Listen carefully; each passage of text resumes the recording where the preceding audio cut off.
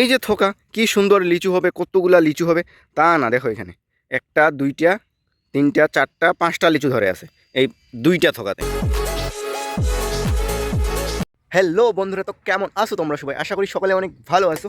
তো আজকে সকাল সকাল আসলাম আমি হচ্ছে বলদিয়াতে, মূলত আসলাম হচ্ছে লিচুর গাছগুলোতে। তো এখন লিচুর ফুলগুলো ঝরে গেছে, এখন লিচুর দানা হয়ে গেছে। বলদিয়ার এই লিচুর গাছগুলোর দানাগুলো দেখতে, কারণ এখন বীজ দিতে হবে। আমি কালকে বীজ দিতে আসতে চাইছি। আর এখানে আসে আমি লিচুর গাছের কন্ডিশনগুলো দেখে না পুরাই আমার মাথা খারাপ হয়ে গেছে, মানে পুরো মনটাই ভাঙে গেছে আমার।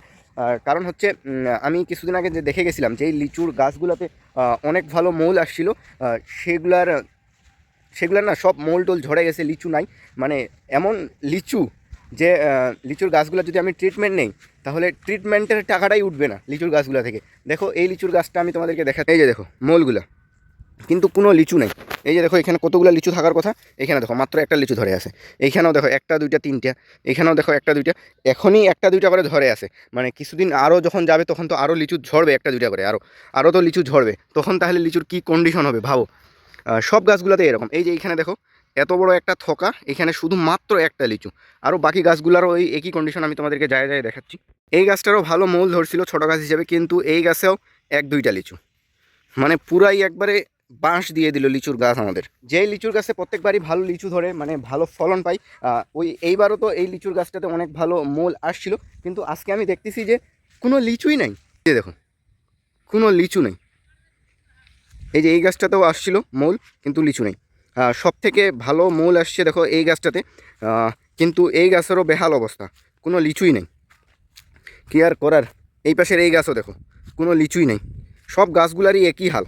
এই যে থোকা কি সুন্দর লিচু হবে, কতগুলা লিচু হবে তা না। দেখো এখানে একটা দুইটা তিনটা চারটা পাঁচটা লিচু ধরে আছে এই দুইটা থোকাতে। এই পাশের থোকাগুলো তো এরকম। এই যে দেখো, মানে এই পাশের থোকাটা দেখো, আল্লাহর ওয়াস্তে একটা লিচুও নেই এই জায়গাটাতে। এইখানে দেখো একটা মাকড়াসার জালের মধ্যে একটা ফড়িং আটকা পড়ে গেছে, একে আমি এখন এখান থেকে রিহা করে দিই। যা যা, এই যে নিচে পড়ে গেছে, উড়া উড়া। ও কিরে পাগলা টাগলা হয়ে গেছে নাকি? সর্বপ্রথম যেই গাছটাতে অনেক বেশি মূল আসছিল এবং আমি ভাবছিলাম ওই গাছটা থেকেই আমরা এবার সর্বোচ্চ ফলন পাবো, ওই গাছটারও সব মূল ঝরে গেছে। তোমাদেরকে দেখাচ্ছি, দেখো আসে গেছি ওই গাছটার এখানে। এই যে দেখো কোনো লিচুয়ে নেই।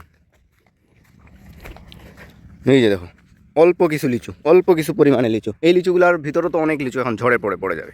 কি আর করার, এখন আল্লাহর ইচ্ছা সব কিছুই। এইবার হইল না, এরপরের বছর হয়তো এর থেকেও বেশি, আরও অনেক বেশি ফলন পাইতে পারি। এখন দেখা যাক কী হয়।